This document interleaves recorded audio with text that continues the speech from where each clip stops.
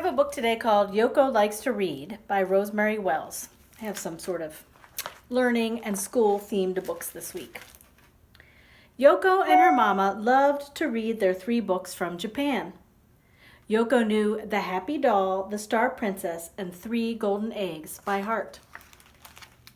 At school, Mrs. Jenkins gave Yoko 3 leaves, 1 for each book.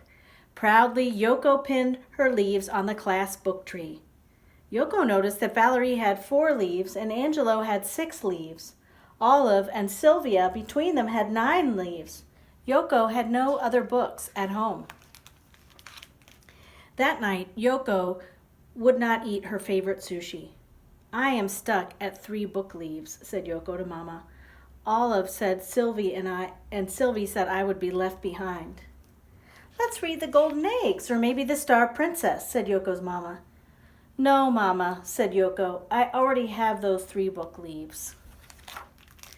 Yoko's Mama went to school to see Mrs. Jenkins. "Yoko is afraid to be left behind," said Yoko's Mama. Mrs. Jenkins said, "Oh, but you can make all the difference. Just read 1 book out loud with Yoko every night." Yoko's Mama did not tell Mrs. Jenkins that she herself could not read even 1 word on the classroom wall. Yoko and her mama put on their best kimonos for their trip to the library.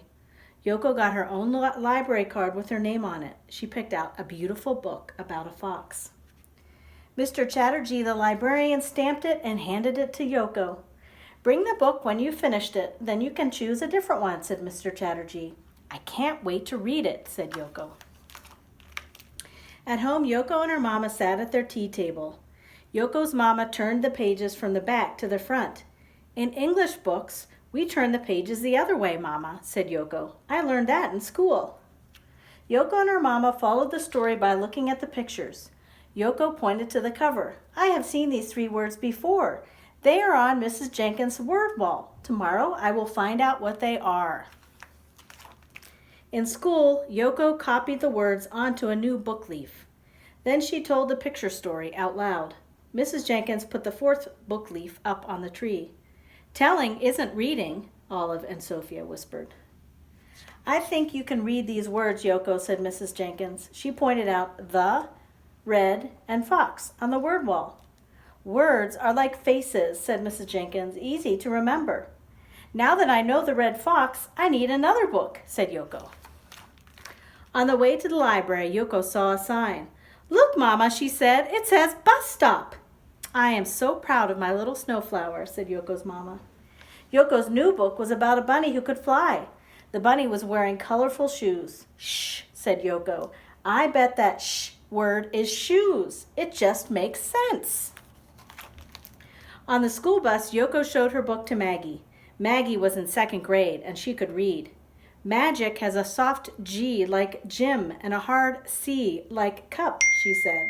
"Now I will get my 5th book leaf," said Yoko. Yoko and her mama brought the magic shoes back to Mr. Chatterjee. He suggested snug as a bug in a rug for Yoko. On their way out, Yoko read the word on the door for her mama. "Library," said Yoko. "It just makes sense." Yoko had no trouble finishing snug as a bug in a rug. Mrs. Jenkins awarded Yoko her 6th book leaf. "I'll bet you can't read my book," said Sylvia the next day. "Or my book," said Olive. Yoko took a deep breath, then let it out. "Sam's pink pig," she said, and "my big bad hat." Yoko could not wait to tell her mama.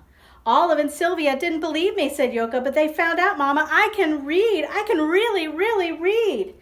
Outside, the night wind blew and the snow flew. Inside, Yoko and her mama read their books. "Do you think I could learn to read in English too?" asked Yoko's mama.